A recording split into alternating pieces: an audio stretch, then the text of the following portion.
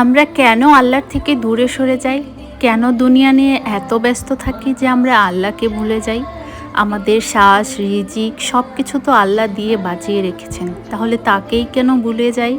আমরা দুনিয়ায় সব কিছু করি, সময় দিই, কষ্ট করি, দৌড়াই, কিন্তু আল্লাহর জন্য কিছুটা সময় দিতে আমাদের অনেক কষ্ট হয়।